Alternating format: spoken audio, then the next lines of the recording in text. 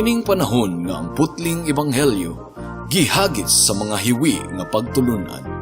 Kinahanglan mo barug ang mga tinunan ni Kristo sa pagpakigbisog sa paglaban sa pagtuo, nga magkausa ug alang sa tanang panahong gihatag sa Dios ngadto sa iyang katawan. Maoy hinungdan nga namugna kining tulumanon ang putling ebanghelyo. 30 minutos nga pagsabwag sa tinuod nga ebanghelyo. Kauban ni Pastor Jeremias Hangad, ang putling ebanghelyo. Tulumanon nga gihatod kaninyo sa Herald of Grace Radio Ministries Philippines. Ang putling ebanghelyo.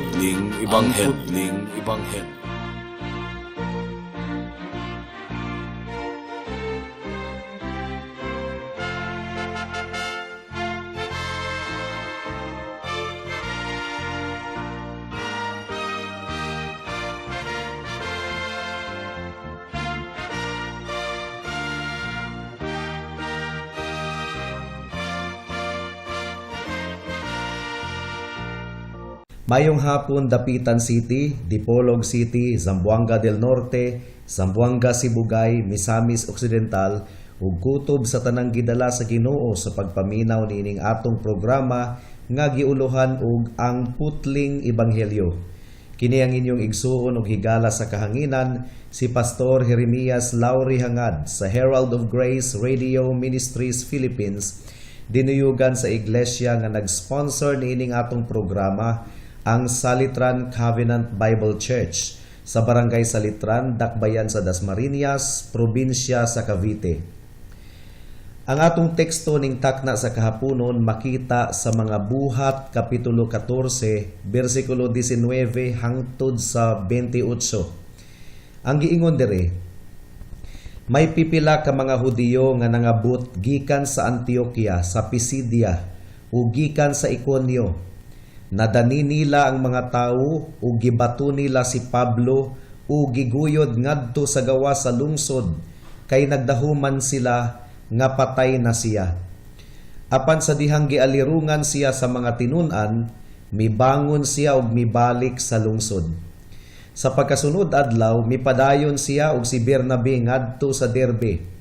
Si Pablo ug si Bernabe nagwali sa maayong balita didto sa Derbe ug daghan ang ilang nakabig ug nahimong mga tinunan. Unya namalik sila sa Listra, unya sa Iconio ug dayon sa Antioquia sa Pisidia.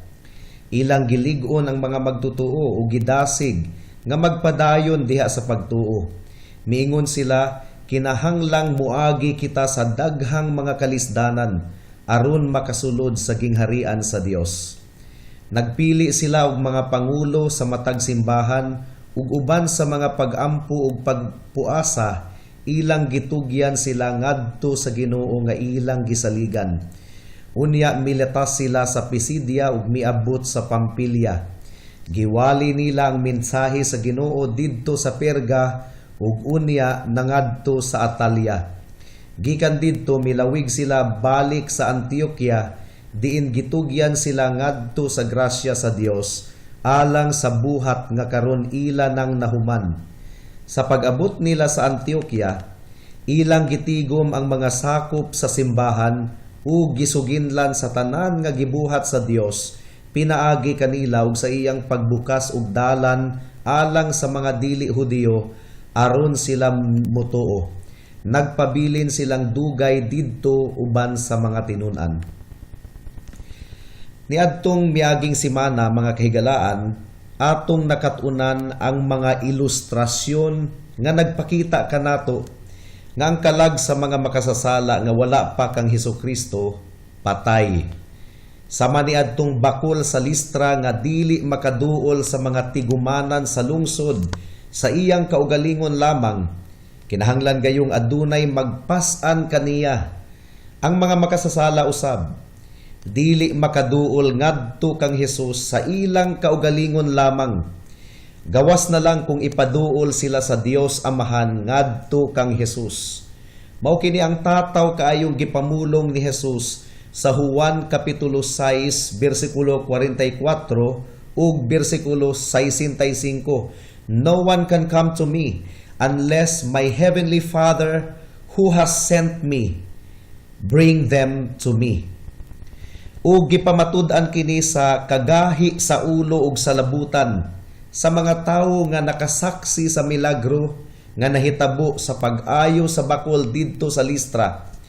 Imbis nga ilhon sa mga tawo didto ang pagka-Dios ni Hesukristo nga gimantala ni Pablo ug ni Bernabe, sila naman hinuon ang gisimba sa mga tawo didto. Ug bisan og gibadlong na sila ni Pablo ug ni Bernabe uban sa pagpasabot nga dili sila Dios kundili tawo lamang nga susama nila, gahi gihapon og ulo ang mga tawo didto. Gihalaran gihapon nila si Pablo ug si Bernabe ug mga padugo nga hinalad. Ug walay kalainan kini sa mga tawo sa tanang henerasyon, mga kahigalaan. Walay kalainan. Bisan karon ang mga tawo taliwala sa pagpasabot nimo kanila sa kamatuoran, magdumili gihapon ang ilang kasing-kasing sa pagdawat sa kamatuoran. Adunay duha ka bahin ang atong pamalandong ning takna sa kahaponon. Una, ang kalainan sa mga karnero ug mga kanding. Ikaduha, ang tinuod nga pagpalig-on sa mga katawhan sa Dios. Ikatulo, ang pagministeryo nga nakasentro sa grasya sa Dios. Mudangat na kita sa unang punto. Ang kalainan sa mga karnero ug mga kanding. Kung atong tutukan og duro ang atong teksto, mga kahigalaan, adunay duha ka mga butang nga klaro kaayo natong maobserbahan. Una, ang mga kaaway sa ebanghelyo dili gayud passive sa ilang pagpakigsangka batok sa mga sulugoon sa Dios. Ang buti pasabot sa passive, mga kaigsuunan, kining taman ra sila sa kasuko sa ilang kasing-kasing ug wala na sila himuon pa aron ipakita ang ilang kasuko. Mao kini ang passive. Taman ra sa kaaligot-got sa ilang dughan. Apan ang mga kaaway sa ebanghelyo dili gayud passive. Aktibo hinuon sila sa pagpakigsangka batok sa mga katawhan sa Dios. Liwat gayud sila sa ilang agalon nga mao si Satanas nga gilarawan sa Biblia ingon nga susama sa leon nga nag-agulo ug nangita og tukbunon. Mao kini ang gipakita ni adtong mga Hudiyo nga misunod gayud kang Pablo ug kang Bernabe gikan pa sa Antioquia ug sa Iconium aron hilabtan og dauton ang ministeryo sa pagwali sa ebanghelyo. Ikaduha nga, klaro kaayo natong maobserbahan, ang mga katawhan dali rapod kaayong mailad. Atong basahon ang bersikulo 19. Ang giingon diri, may pipila ka mga Hudiyo nga nangabot gikan sa Antioquia sa Pisidia ug gikan sa Iconio. Nadani nila ang mga tawo ug gibato nila si Pablo ug giguyod ngadto sa gawas sa lungsod kay nagdahom sila nga patay na siya. So nakita ninyo mga kahigalaan, bag-uhay pa lang gani nilang gibayaw isip mga Dios si Pablo ug si Bernabe tungod sa milagro nga gihimo sa Ginoo, pinaagi kanila sa kaayuhan sa tawong bakol sukad pa sa pagkatawo.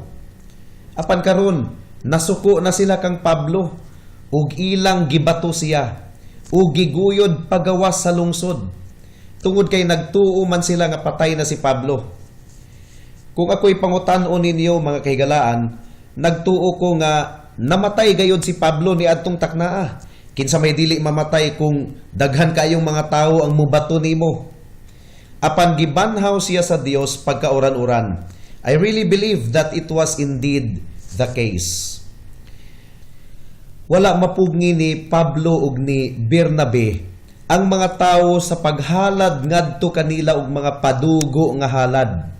Gani hangtod karon ginabuhat ka ng padugo pero dili ka na pagsimba alang sa Dios kundi pagsimba ka na sa mga diwata, mga espiritu, idolatry. So niining maong sitwasyon wala mapugni ni Pablo ug ni Bernabe ang mga tawo sa paghalad ngadto kanila og mga padugo nga halad.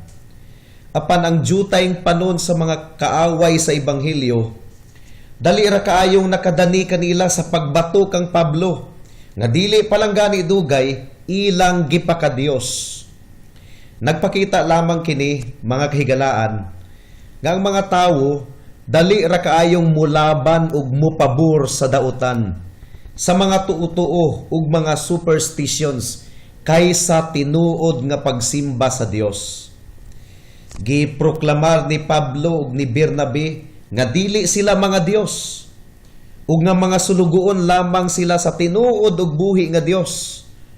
Apan wala gihapon masabti sa mga tawo ang ilang mensahe. Lisod kaayong dawaton sa mga tawo ang maong mensahe. Apan sa dihang migutho ang mga mangililad nga mga Hudiyo ug mihilo sa ilang mga hunahuna nga si Pablo ug si Bernabe, mga impostor kuno, dali ra kaayo silang nadani. Nalimtan na nila dayon ang dakong milagro nga ang bakol sukad pa sa iyang pagkabata naayo pinaagi sa paggamit sa Ginoo kang Pablo. Kini nga panghitabo, mga kahigalaan, walay kalainan sa nahitabo sa ministeryo ni Jesus, sumala sa nahasulat sa Juan Kapitulo 6. Misunod kang Jesus ang baga kaayong panon sa mga katawhan. Tuod kay baguhay pa lang niyang gibuhat ang milagro sa pagpakaon sa 5,000 ka mga tawo. Wala pa'y labot ang mga babayi o mga bata. So, more or less, 15,000 tanan ka mga tawo ang gipakaon ni Jesus. Pinaagi sa pagpadaghan sa 5 kapan ug 2 ka isda. It was a very spectacular miracle that proved that Jesus was the Son of God. Mao nga misunod kang Jesus ang daghan kaayong mga tawo tungod ni adtong milagruha. Apan sa dihang nadunggan nila kang Jesus ang mga bugat nga pagtulunan, dali ra kaayo silang mibiya kang Jesus. Ug ang nagpabilin lamang sa pagsunod kang Jesus, mao ang 12 ka mga apostoles, lakip na si Judas nga mibudhi kang Jesus. Nganong dali raman kaayo napaling ang ilang sentimiento, mga kahigalaan? Nganong dali raman kaayo napaling? Ang tubag, dali ra kaayong napaling tungod kay dili man sila tinuod nga mga magtutuo ni Jesus. Kay ang mga karnero ni Kristo, kanunayng namati sa iyang tingog ug kanunayng nagasunod kaniya. Dili sila mamati sa tingog sa estranghero. Mao kini ang gipasabot ni Jesus sa Juan Kapitulo 10, versikulo 27 hangtod sa 29. My sheep know my voice. They listen to me and they follow me. They do not listen to the voice of the stranger. Matud pa ni Jesus. So ang nahitabo dito sa Listra, nga dali ra kaayong napaling ang hunahuna sa mga tawo sa dihang gidani sila sa mga kaaway sa ebanghelyo nga pasakitan si Pablo ug si Bernabe. Dili nagayod ang ayan pang ikatingala. Ug dili nagayod usab kinahanglan pang makuratan ang mga katawhan sa Dios kung makasinati sila og mga pag-alkontra sa ilang mga pagwali. Ug paspas kaayong pagtalikod sa mga gituuhan unta nilang mga disipulo ni Kristo gikan sa kamatuoran. Daghan man kayong mga backslide nga kung imong tan-awon ang ilang kahimtang sa ilang kalag, dili gyud ay tinuod nga magtutuo. Mao nga mitalikod kang Kristo.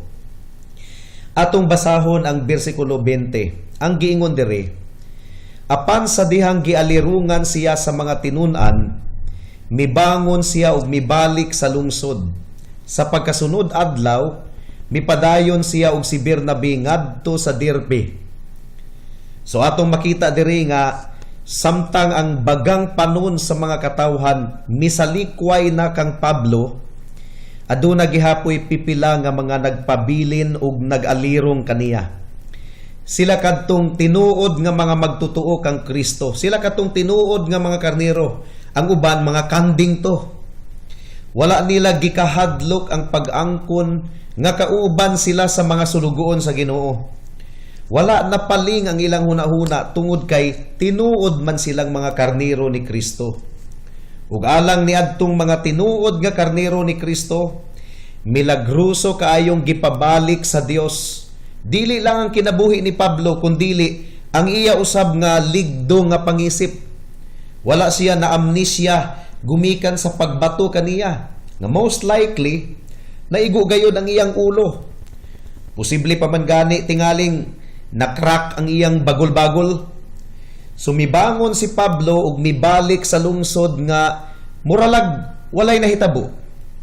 Ang milagrosong pagkabanhaw ni Pablo gibuhat kadto sa Ginoo aron makita sa mga manlulutos sa ebanghelyo ang gahom sa Dios nga nagpanglihok kang Apostol Pablo, ug aron ang pagtuo sa bag-ong mga nakabig malig-on og duro.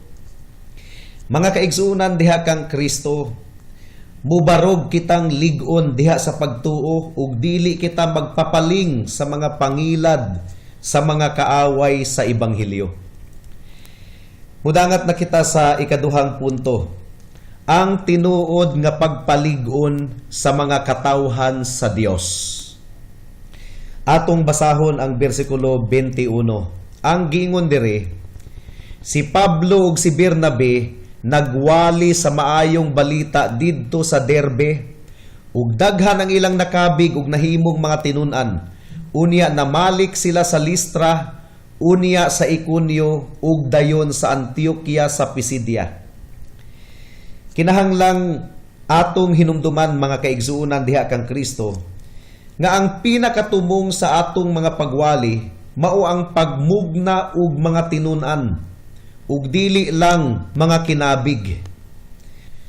Mao kini ang gipaningkamutan ni Pablo ug ni Bernabe nga mabuhat sa tanang dapit diin sila nangabudlay alang sa ebanghelyo. Ug tan-awan ninyo ang kaisog niining mga tawhana, mga kaigsuonan. Wala na nila isipa ang ilang kaugalingong kinabuhi, ingon nga bililhon alang kanila. Ug maisugon gihapon silang mibalik sa mga lugar diin sila unang nakasinati og mga paglutos. Aron lamang isangyaw ang ebanghelyo sa mga katawhan. Gani didto sa Listra diin gibato si Pablo, mibalik gihapon sila didto. Ang mga tinun-an nga nasayod nga sila representante sa Ginoo, nasayod usab nga wala sila'y angay nga ikahadlok bisag unsa pa ang mahitabo kanila. Karon paminawo nato ang wali ni Pablo sa bersikulo 22. Mo kini ang tinuod nga pagpalig-on sa mga tinun-an ni Kristo. Ang giingon dire, ilang gilig-on ang mga magtutuo o gidasig nga magpadayon diha sa pagtuo. Miingon sila, kinahanglang muagi kita sa daghang mga kalisdanan aron makasulod sa gingharian sa Dios.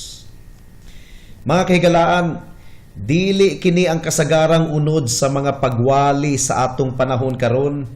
Kining giingon ni Pablo nga kinahanglang muagi kita sa daghang mga kalisdanan aron makasulod sa gingharian sa Dios. Walay ganahan nga muwali ug walay ganahan nga maminaw ani sa atong panahon karon. Kay unsa man day ang ganahang paminahon sa mga tawo karon? Kining mga wali nga naghisgot lamang og mga panalangin, mga paglambo sa negosyo, mga kaayuhan sa balatian ug uban pang mga feel-good sermons. God loves you, God wants your business to prosper, God wants to bless you, you will become a millionaire, you will prosper. Pila ka mga pastors ang prangka kaayo nga muwali no? Nga kinahanglang muagi kita sa daghang mga kalisdanan aron makasulod sa gingharian sa Dios. Pamalandungi kini mga kaigsuonan.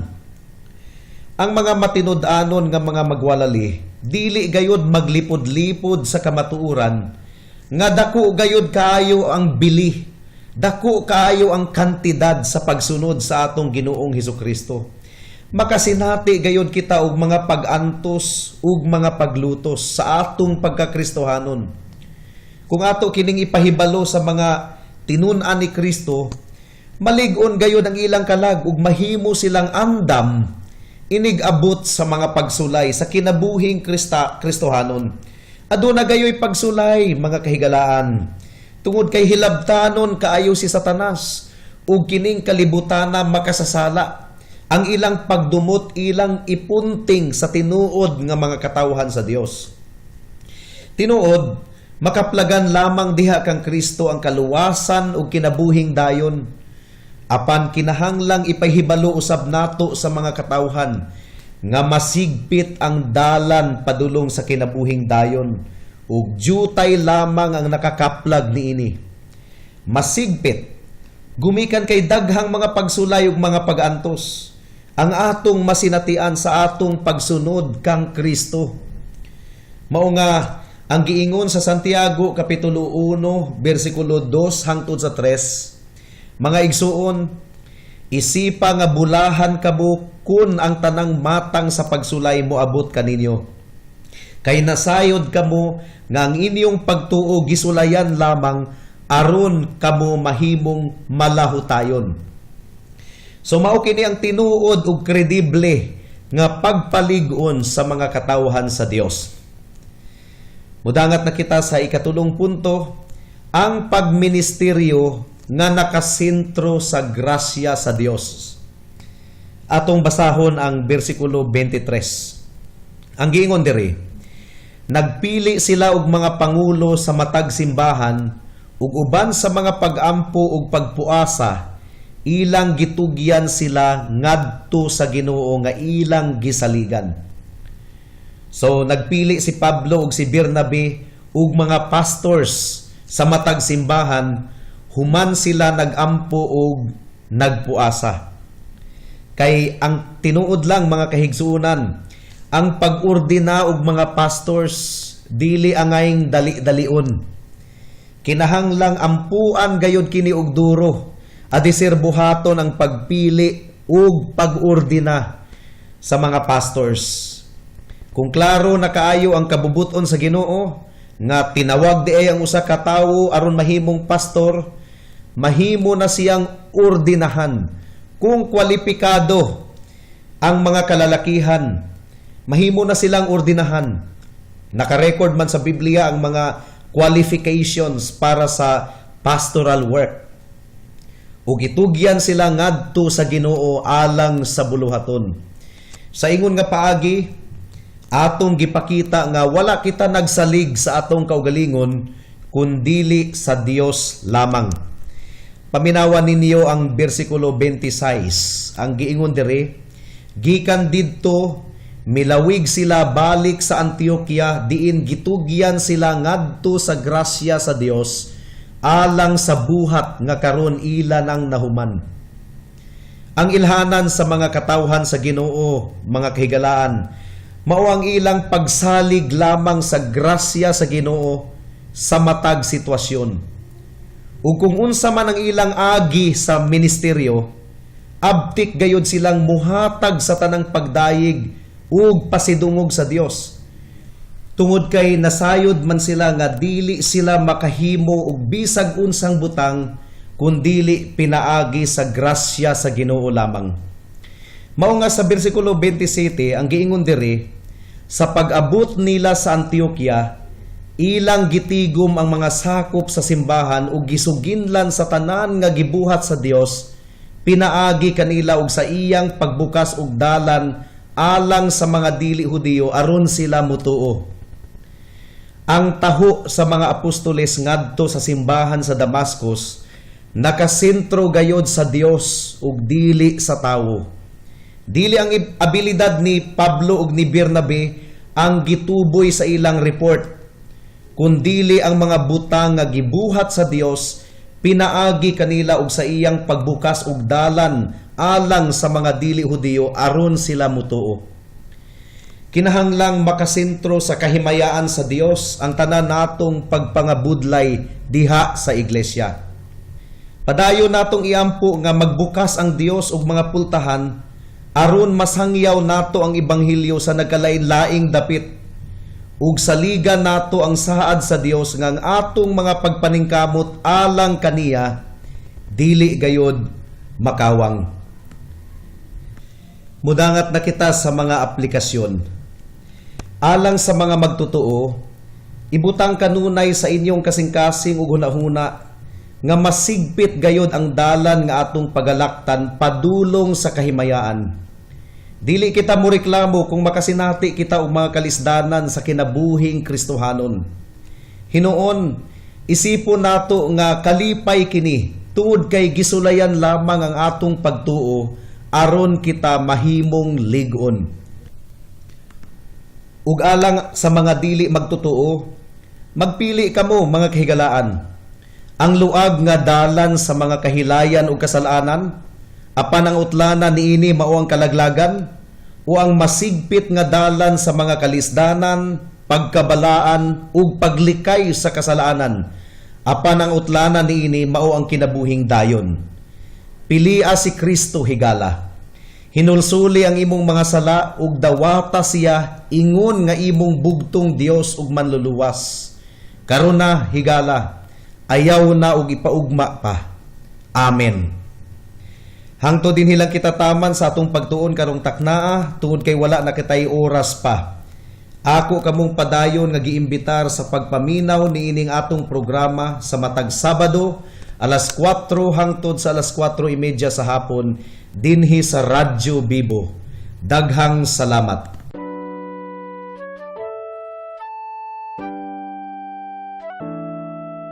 Noon ay bulag ako sa daan ng kaligtasan. Tulad ng marami, nakatuon ako sa sarili. Mabait naman at matulungin at walang kapwang inabuso. Kung kaya't ang tiwala ko, malamang ligtas ako.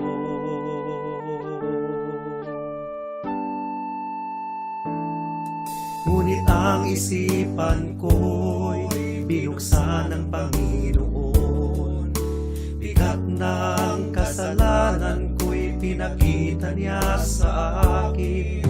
Dagdag pa ang aking puso, likas na sa Diyos ay umaayaw.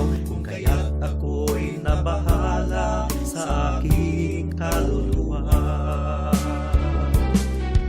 Ano nga bang batayan ng katubusan at kaligtasan ng isang katulad kong makasalanan? Ngayon ay batid ko na ako'y walang magagawa upang ituwid ang aking kaluluwa.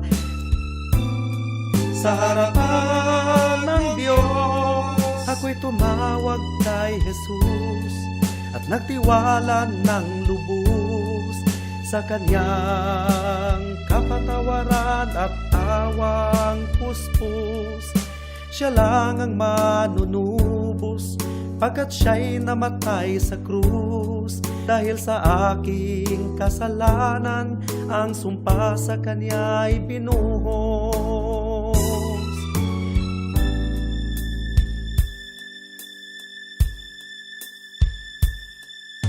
Ngayon ay tiyak ko na ang aking kaligtasan, aking nararanasan, tunay na kapayapaan. Ang puso ko'y binago niya, ang buhay ko'y inayos niya. Purihin si Jesus sa dakilang biyaya niya. Ang puso ko'y binago niya, ang buhay ko'y inayos niya. Purihin si Jesus sa dakilang biyaya niya.